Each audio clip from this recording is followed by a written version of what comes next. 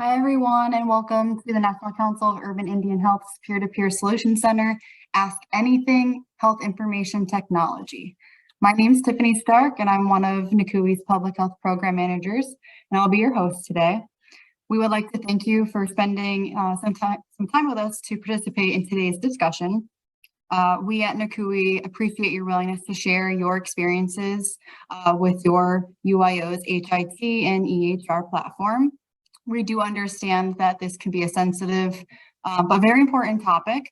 So definitely feel free to share as much as you feel comfortable sharing. There are no right or wrong answers, and we know everyone's in a different place with their capacity for HIT and EHR. So this is a chance for all of us to learn from one another. Again, we're very pleased that you could join us today. Your feedback is also very important and will allow us to further understand your needs as it pertains to HIT and EHR and how to better support them. If you do have any IT difficulty during today's call, please chat directly to Comms and Events, and Lamar will further assist you. And finally, if you could, please enter in your name, your UIO or external organization, and any tribal affiliations into the chat box. That way we get to know each other while also counting your attendance. And before we begin, just a quick review of housekeeping items. So if you have video capability, please enable your camera. This will help create a more interactive environment. Also, please note that your microphones are muted, but you have an opportunity during our Ask Anything portion to have your questions answered. And you could raise your hand at the bottom if you'd like to be called on, or just unmute if there's silence and pop in. Our chat box will be monitored as well, so please feel free to drop in any questions or comments throughout the presentation, and we'll address them at the designated time. And as you may have already seen, this session will be recorded.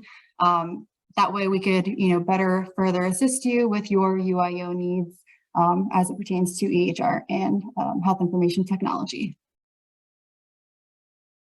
And we do have our evaluation QR code to be scanned, as well as the link. And Micah also dropped it in the chat box. Thank you, Micah. And we do have our acknowledgement for this project. So this project is supported by the Centers for Disease Control and Prevention of the U.S. Department of Health and Human Services as a part of a financial assistance award totaling $100,000 with 100% funded by CDC and HHS. The contents are those of the authors and do not necessarily represent the official views of, nor an endorsement by CDC or HHS or the U.S. government.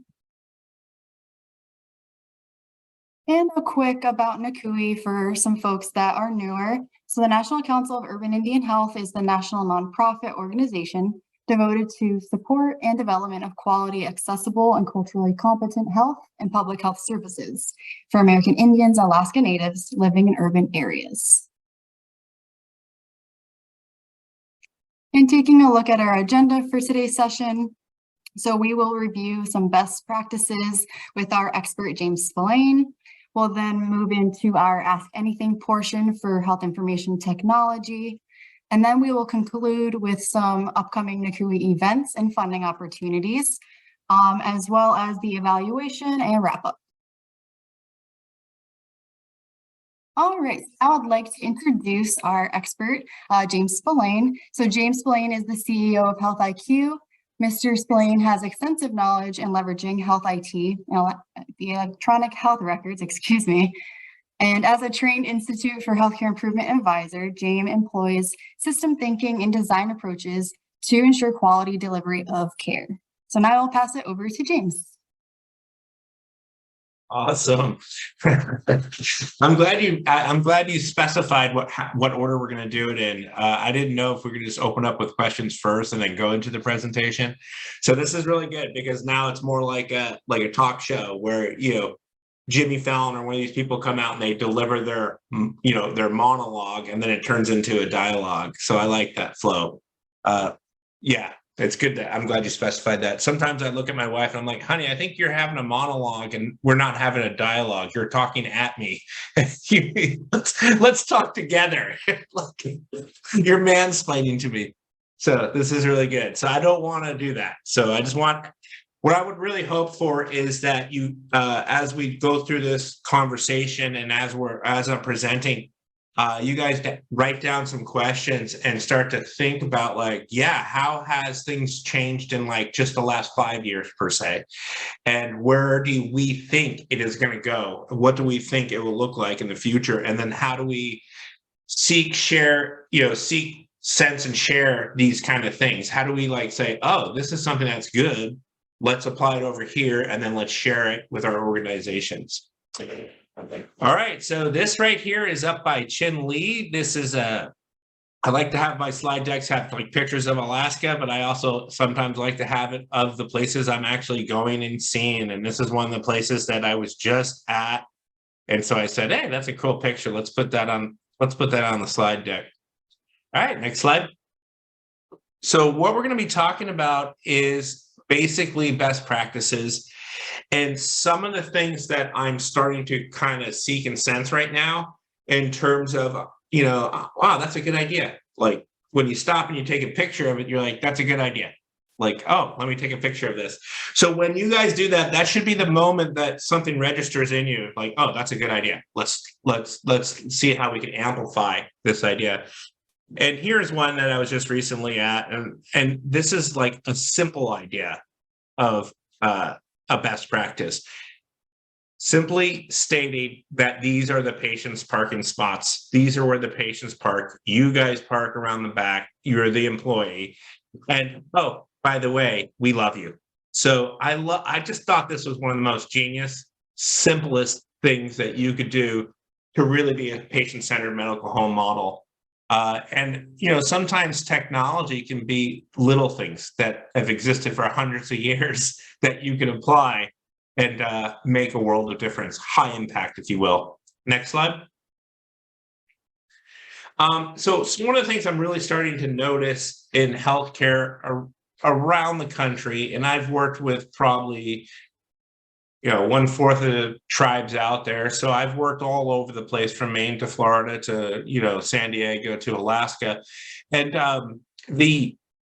what I'm really starting to see is places are becoming more welcoming.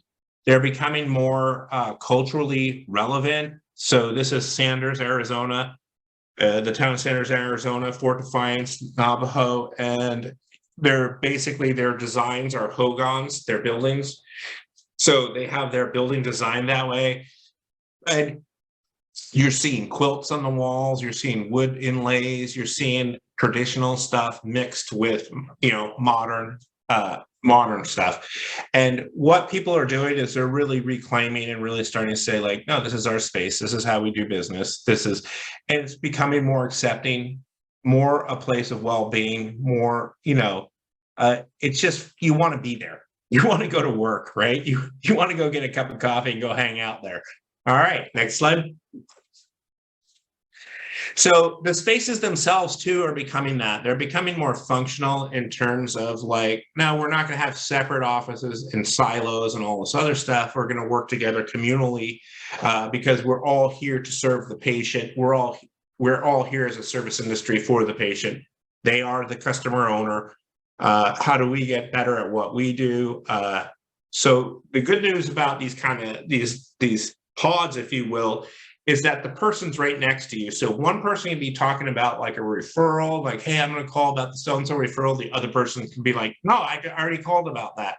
So it really reduces workload and waste by, I think the estimate that I was just recently reading in JAMA is if somebody is within a hand distance from you, it reduces waste by 40%. So these are weird concepts that are like actually gaining traction that we're seeing.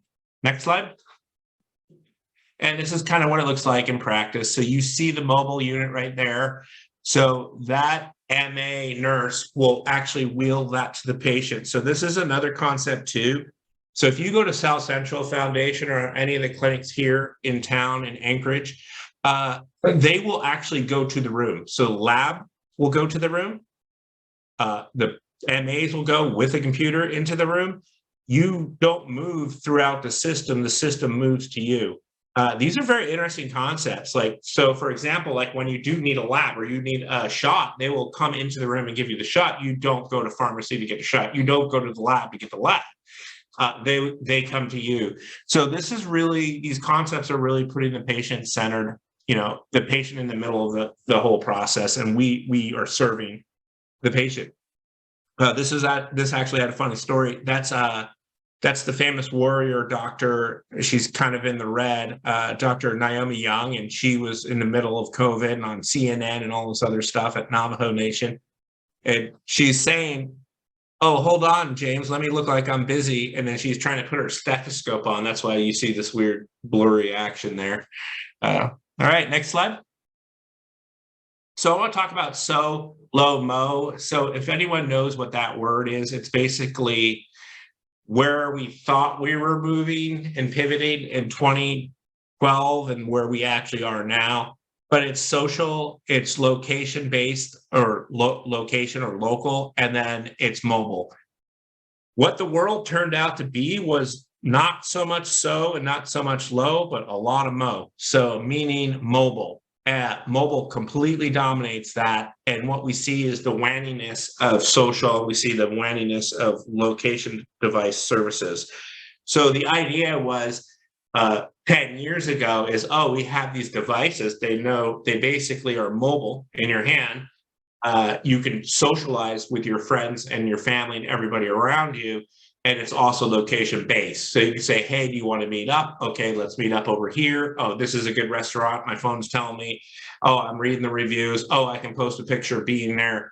Well, we ended up kind of using things a little bit different. And, and I'll kind of talk a little bit about the explosion of mobility and mobile and sort of, social kind of becoming now just a marketing tool / content feed, if you will, and we're not really utilizing it as a social tool anymore. All right, next slide. So I do everything mobile. So like I actually get upset when I have to get online to go do something. So I don't like doing my invoices, and I'm always getting yelled at by these guys to like, how are you going to submit your invoice? I don't like it because I have to get up and get my laptop out, and I like to do everything on my phone. And when I have to like actually go find my cord and plug my laptop in and get out and do something, I'm upset. So I literally book all my hotels off an app. I book all my plane tickets off an app. I book all my ridiculously expensive car rentals, off the apps. And my whole entire life has kind of moved in this general direction. So if all these other industries are kind of going in this general direction, you can kind of assume, since we're healthcare and we always seem to be about 10 years behind the curve, you can kind of assume where we're going to be going here in the future. So when we look at things like Amazon.com, Instacart, DoorDash, Venmo, Vrbo, Uber, Lyft, even look at television with like Peacock, Paramount, and HBO and Disney Plus. We've all moved into this like different realm of doing things. And what's going to happen is healthcare is going to be right behind this. So they're always late. They have to turn the bus around and go pick up the rest of the people. We're going in this direction. So we kind of have to start to prepare and be ready for it. Next slide. So here's a great example. Like here, I was traveling all around, and I'm like, I got I was up at Barrow or something like that. And they gave me my like fourth, whatever booster shot, whatever, for COVID vaccine. And this was still kind of like in the middle of the pandemic. And I'm like, what you're giving me a laminated little card that I carry around? Like, no, I have it all right here. It's just all. It's all on the internet. So I just basically, here's a QR code, and here I am vaccinated, I can come here, kind of thing. Because a lot of places, a lot of different tribes, especially sovereign tribes, had different rules. Like you had to be tested before you went, you had to be tested when you got there, you had to prove that you were vaccinated, etc. So I was able just right off of my cell phone to be like, oh no, here's my Walgreens thing. All right, next slide. So we're starting to see medical records going in. So now I want to talk a little bit about like telehealth and the explosion of telehealth, and particularly what we've noticed during the pandemic and how it's now applying and really taking foot in the real world, opposed to as a fake world, I guess. So in the real world, behavioral health is definitely the most dominant service that we have out there, and it is now actually picking up speed. Like, I remember in the beginning of the pandemic, people were really concerned about, like, oh my gosh, we have people with depression, we have people with this, and we have people that are bipolar, and we have people, and we're really worried, like, are they, these addictions, are they just going to drop off and go into, addiction land and all this other stuff? And what we saw with telehealth is not only would that become more convenient, it actually started to have an uptick in these realms.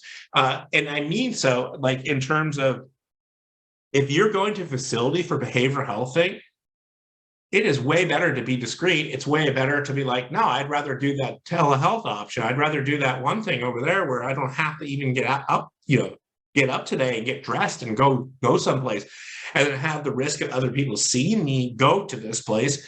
So what we saw was a huge uptick, and it really is a behavioral health oriented world. The other ones that we see a lot in is like dermatology. Believe it or not, I never thought like telehealth would be a big dermatology tool, but here, let me show you this thing. It's right here. Oh yeah, you need to come in. But one of the important things to know about all this stuff is, and we've all come out of like the Zoomified world. I mean, look at what we're doing right now, right? Is it doesn't make up for face-to-face visits. So what it really means is we try to take care of all the things that can be automated or autonomous or monotonous that we don't want to take care. That's where we look at technology for. But when we look at real human connection, that's face-to-face. So anything that can be taken care of in an easier way, let's look at to move it to mobile. Let's automate that process, and then let's get to the real business, the real value in our meetings. Next slide.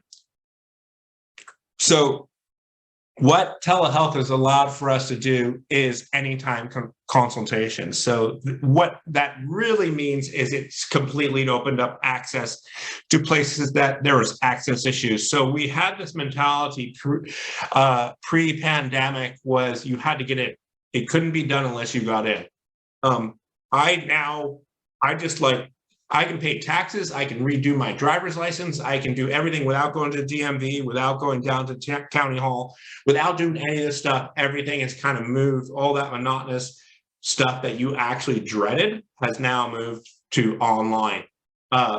So we can do a lot of these things that are minor and off the cuff with any time. So we've opened up a lot of access. So the things that we don't like to do, we can get done now. So this, we talk about Zoom, we talk about Doxy, we talk about all that stuff.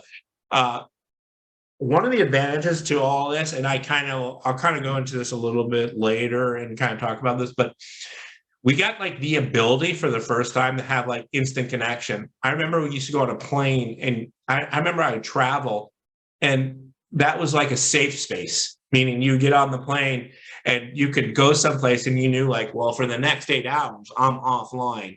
And now that's not even offline anymore. Now they're like, hey, James, are you there? Did you get internet? Are you online? Hey, can you send me that? So we do have these abilities to do anytime consultation, which is really an access issue. So most of the places that we have issues with, this is greatly benefit. Next slide. Remote patient monitoring. So this is a huge technology that we have and the ability to have. And we do a lot of this in Alaska, where we give out these things called turtles, for example, to the diabetic patients, where they can do blood glucose monitoring.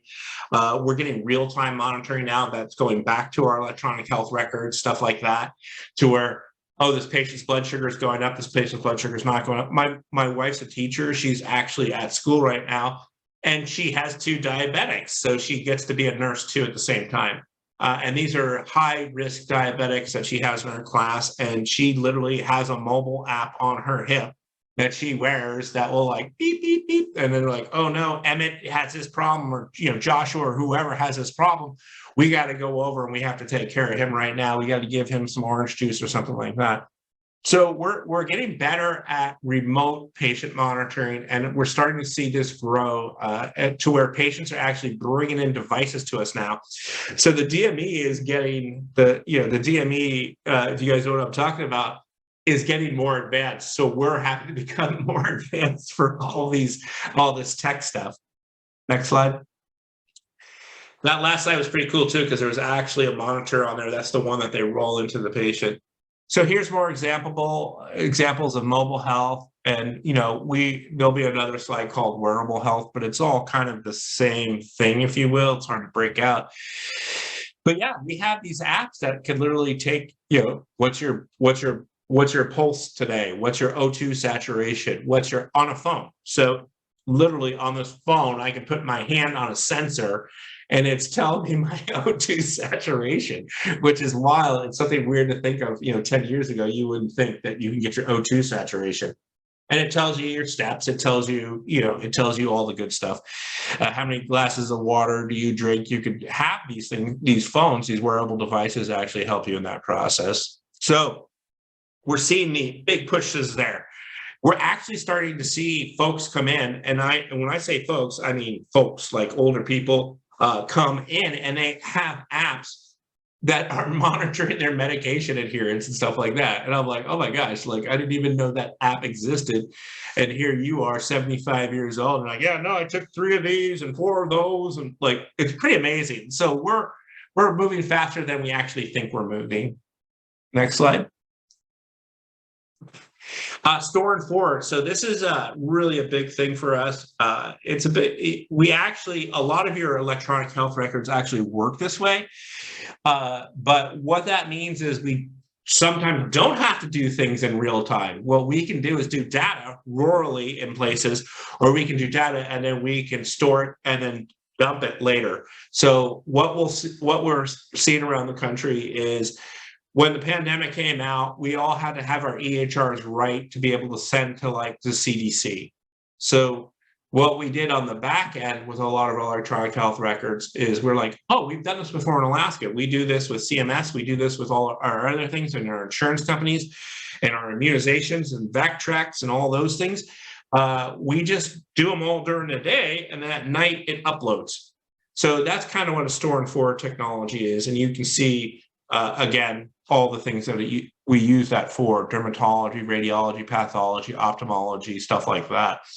And one of the cool things we can do is we can create referrals and cases and stuff like that with this. We can also do billing in this way, shape, or manner. We can do a lot of our tasks that we would do, which we would only be doing in the office. We can actually set timers now to do these at different times. Next slide. All right. So integration with AI is inevitable. I've been using ChatGPT-4 for about 6 months now. I've written probably hundreds of policies using just AI. I've not only written policies, but I've done research and stuff like that. And right now, it's a tool that it's wrong. It's not there yet. But what it can do is you can utilize these tools to help point you in the right direction or help you think about things that you haven't thought of before. And so this is going to change everything. It's literally the invention of the steam engine, and how much that changes the world, or how much fire has changed the world. This is going to change the world inevitably. It's definitely going to change our fields. And I can go in great depth how it already is doing that. But what we're really seeing is no longer, when you go and do a radiology, every one of those is called CAD, computer assisted diagnosis. Basically, AI is doing the diagnosis for you. We're already utilizing these tools. So we can imagine these tools now going to become integrated into the healthcare, to where we are going to be the people that are putting in the data, and the computer is going to tell us, oh, this is how you treat this. This is the best way to treat this. This is the path that you're going to take.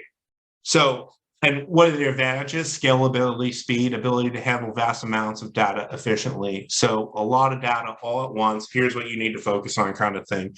So it's a good focusing tool, if you will. Next slide. So more on AI. COVID-19 has basically amplified this incredibly. So COVID-19 pandemic totally accelerated the adoption of telehealth, emphasizing its values and modern healthcare, the convenience, stuff like that. So what we're going to see is we're going to see these things. These things are not going away in healthcare. So we are moving from the mom and pop model of a healthcare clinic to go into the patient center. This is how we do business. To it's going to be multiple ways of doing business.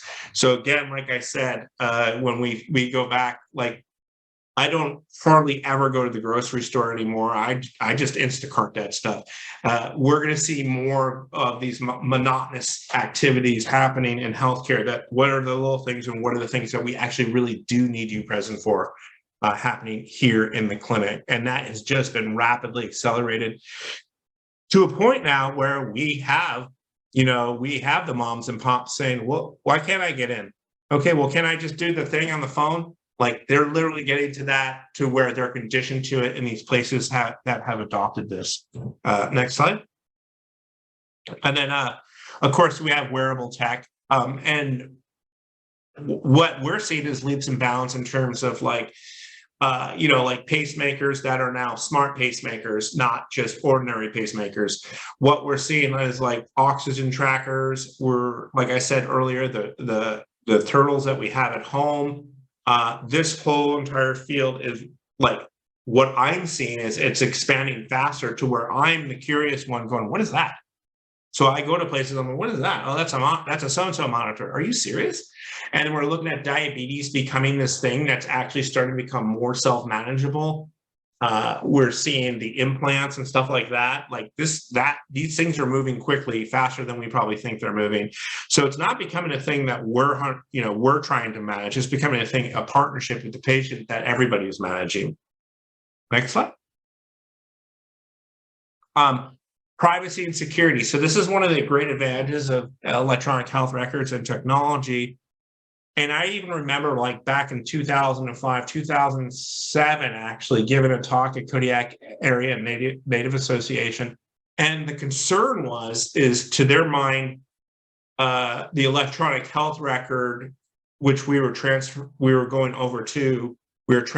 to, was email. It was like email to them, right? And they were saying like, oh, well, now we're all going to be hacked and all our personal data is going to be all over the place. That's actually the reverse of what happened. Electronically, you can create access and passwords and all this other stuff. So you have to log into these systems to access these systems. And now, because of that, we can actually see everybody who's done what they've done in the electronic health record. So I can tell you every person who accessed a patient's record, and then vice versa, I can tell you one person, an employee, everything that they've done. So we now have an electronic fingerprint, whereas before, when we were back in our paper days, we had no idea who looked at that paper chart. We had no idea. So security has been greatly, enhanced because of technology. And so we're able to confidently say, like, no, it's actually safer now than it was before. We had no idea where this stuff was going. Now we do. We can track it. Next slide. All right, virtual reality. So this one is like totally in its infancy, but it's actually picking up speed, and it's picking up speed faster than I thought it would. I don't think we're going to be living in a metaverse anytime soon. I think there's way other cooler things out there, but I am seeing it starting to work in healthcare, which is weird. And I'm seeing it work particularly in the mobility sector, in terms of like physical therapy and stuff like that, where they're putting people in these games and they're like moving around. There's been papers written about getting over phobias, like going virtual reality to where it's safe, but trying to slowly expose yourself to like a phobia that you might have. Really interesting to see this one. And this is just kind of like, it's starting to get here. So let's see what this looks like. But pain management, exposure therapy, phobia, rehabilitation, and exercise. So it's starting to get used for a lot in those sectors, but not 100% adoption yet. I'll tell you who does have 100% adoption on this kind of stuff, though. Next slide. My kids. I don't know how this is going to affect their eyesight in the future, but I swear, especially my youngest son, Riley, he is all that stuff all the time. And he's, you go down to his room, he's swinging around like a madman, like playing some game, gorilla tag or something like that. And I'm just always amazed, like, wow, these kids, they really pick up these new technologies quite fast. And it's just the way, I guess. Next slide. Pre-visit planning. So, all right. So what we were seeing during COVID, my mind was blown, and I've talked about this before on these talks, but like for example, when the vaccine came out. So when Pfizer came out, being in healthcare and my wife being a teacher, we were kind of like the first batch to like, hey, you need to go get your shot first kind of thing. So we didn't have to wait to be, 65 and sick. We literally were, first responders or whatever you call it. So what happened is I just remember just going up, and at the front door of the school district office, the main office, there was a QR code that said, scan this code. You scan the code. And then it's like, we went through all of the pre-registration and all the pre-visit stuff right there in our car. So it's like, go back to the car and we'll text you when you're ready. But while we were in the car, we get a text message and we started filling it all out. So we did our HIPAA, we did our privacy and practice, we did our patients' rights and responsibilities. We did the have you been sick, have you flown domestically or foreign in the last month, have you done this, have you been around anyone with a COVID-19, we did a lot of the monotonous stuff that I was telling you about earlier. We did that in the car. Then we get a text, you're ready. We walked in and we got the shot and we were done. We went back out to our car and we waited the 15 minutes. So our person-to-person time was literally limited to a lady wiping my arm with alcohol wipe and then giving me the shot and then saying, go wait in the car for 15 minutes. So that's a reverse of what healthcare has been over the last 100 years. You're spending all your time out of place to get a brief interaction. Now you're doing the reverse of that. Next slide. We're actually starting to see that actually move into, by the way, people are asking about last colo, last mammo. They're starting to ask these questions mobilely before you even get to your visit. My primary care provider right over here does this. This urgent care practice that I go to is where they're asking me all of my initial screens: alcohol, tobacco, depression, domestic violence. So you're getting that information to them before you even make contact. And then this is on the other end. So this is on the receiving end. This is what we call a half sheet. This is used at a lot of places in the United States right now. This one particularly, like this one, it was actually designed by somebody. It's a half sheet. So there's two of them on one. That's what we call a half sheet on one piece of paper. And then these are all the things they check for every time there's a patient visit. So they want to make sure that the MA that's going in to room the patient has all these things done. All right, next slide. And then we're seeing a lot more the adoption of QR codes. So they're actually just putting these all over the place in rooms where you can actually have customer service feedback. Not only are they sending them out to the people, they're also visible in the actual room. So they can be in the room at that time, QR code it and be like, yeah, this is whack. I don't know what's going on here, or say like, I love these guys. These are great. Next slide. So our tools themselves, our electronic health records, are actually, there's never been a point in time in the history of our species where these electronic health records have been able to do these things. So we can tell you who, what, where, and when are due for what. We've never had that moment, and we can do it instantly. So here is the electronic health record.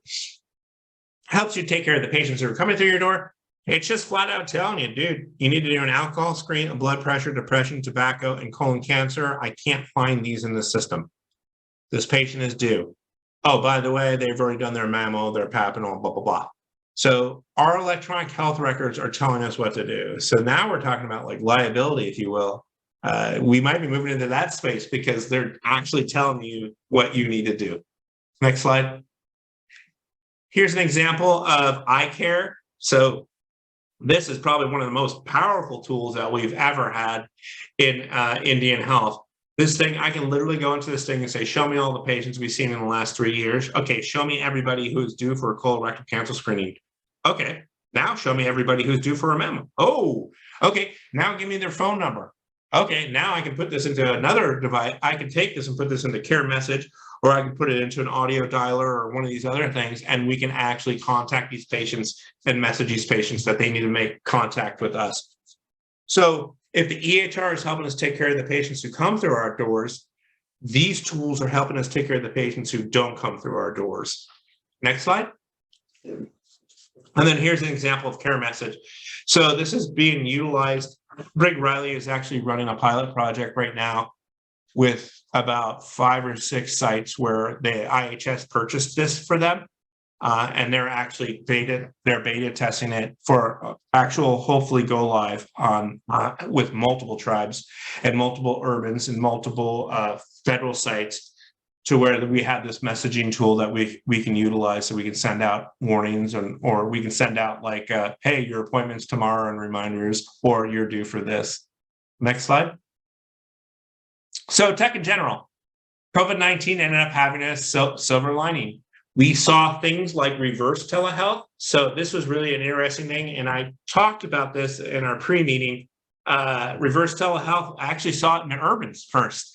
There's a couple of urbans, and they basically said, no, we're going to have no staff report except for one person. We're going to have an MA report, or we're going to have so-and-so come into the building, and they will be the only staff member there, and we'll have the patients still come to us, and then we'll set them up from the health facility with a telehealth with a remote worker.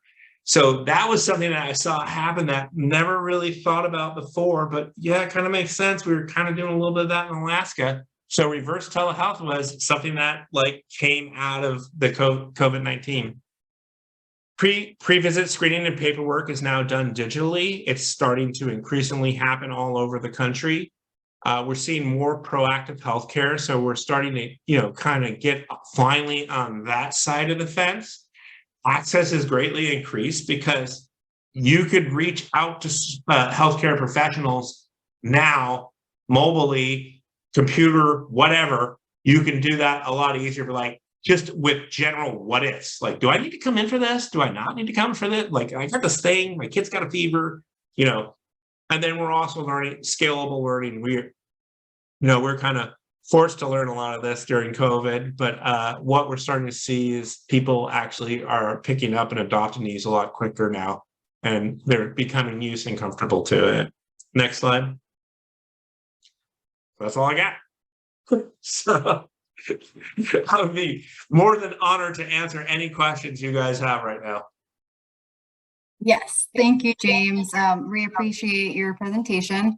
So now we'll transition into the Ask Anything HIT open discussion portion of the session. And we also have that QR code for folks to scan for the evaluation.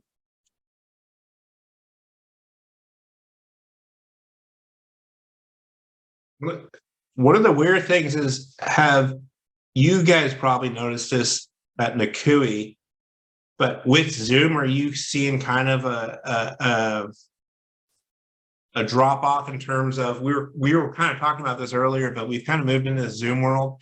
And I was kind of watching my wife yesterday, and she had all these like teacher meetings that she had to do where they would just turn off their camera, mute their stuff, and then they go about like mopping the floors and stuff like that. Are you seeing a lot of that happen with interactions and trying to do these virtual meetings?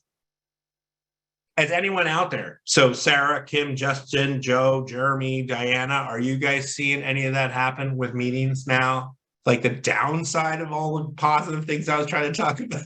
Like there is a downside to it. Lack of it's like, how do we segregate this is important or this is not important? How do we say this is an in-person event we have to go to? This we can do over here. Like that's what I think that's what we're moving into now, is what's in person and what's not in person. I don't know. I just wanted to hear some of you guys' feelings on that one.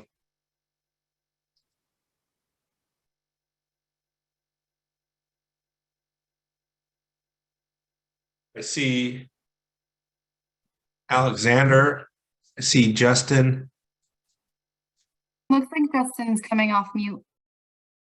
I was just gonna say, I think that events that require a lot of interaction do a lot better in person. Like, I was lucky enough to go to a motivational interviewing workshop in person, and I know they held them over Zoom, and I just can't imagine it being nearly as effective. Yeah. I think in the education sector, they're starting to realize, no, you got to put somebody on a plane and fly them to these events. You can't do there's certain things that you can't pull off. You just can't do it. Like, you can't give a human being a real exam without touching them and seeing them. You could try. There's certain things you can do, like, hey, do I need to come in for this rash? But there's certain things you can't do.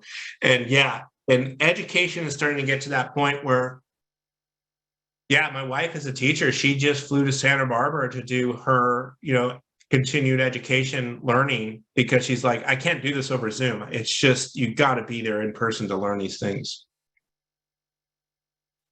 Yeah, that's a good point, Justin. Thank you.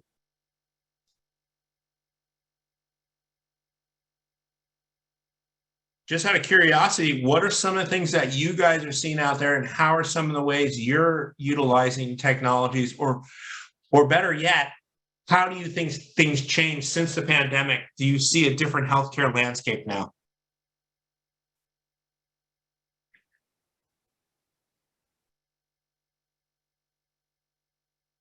I think there's a lot changing.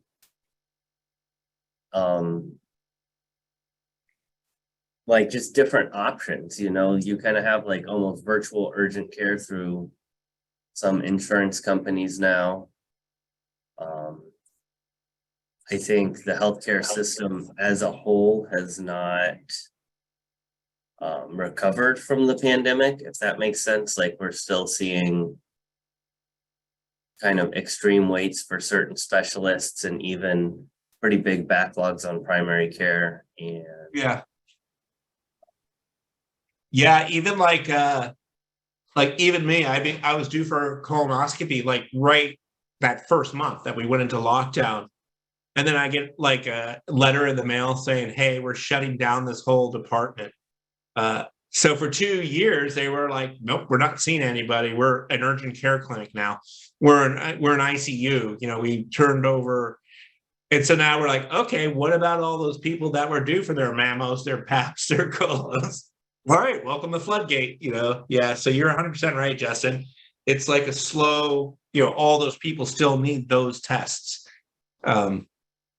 I think that's why we saw the explosion in behavioral health, because those people literally, when you looked at people who were going through chemo, or you looked at people who had they needed behavioral health needs, like they couldn't stop. So they had to figure out and adapt ways to get better and deliver that healthcare.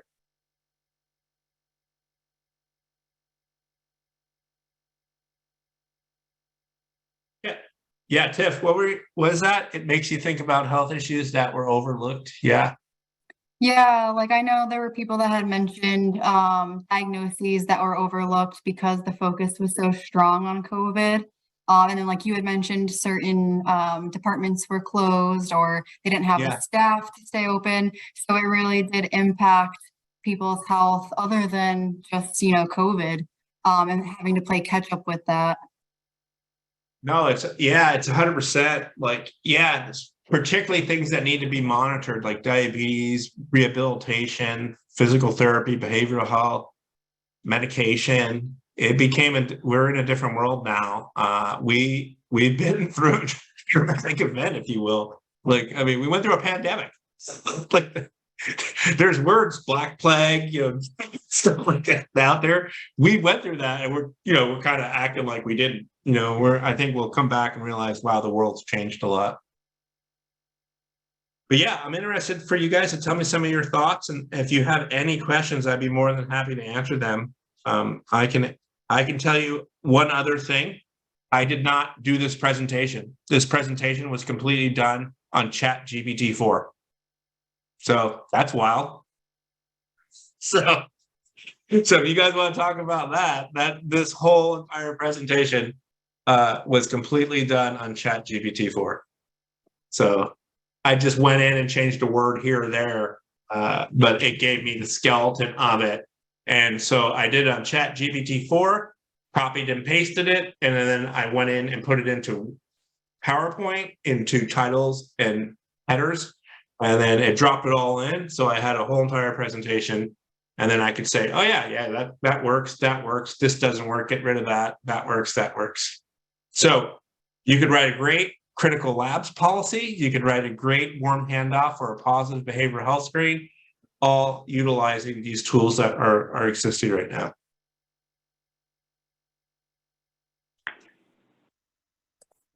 And you can ask general questions like my kids do all the time because kids are curious. All right, anything else? Questions or comments for James?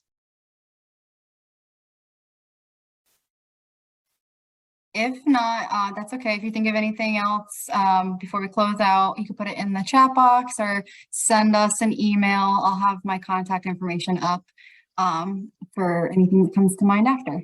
But we can go to the next slide. So we do want to provide that reminder of the one-on-one TA request. So if you go to NCUIH.org/TA, you can specifically submit a request for HIT or EHR specific questions, and that will give you a one-on-one time with us and James. If the setting like this for the peer-to-peer is not helpful, if you need more of that one-on-one time. And then some upcoming NCUIH events. So the Emerging Leaders Council on August 31st, and we also have that link. We have the VAX Chat Path to Equity on August 31st. On September 7th, IPC in primary care settings. And September 26th, we have a peer-to-peer solution center on HIV/AIDS resource toolkit launch. And we do have that reminder up for the IPC Infection Prevention Control Assistance Center and the QR code as well.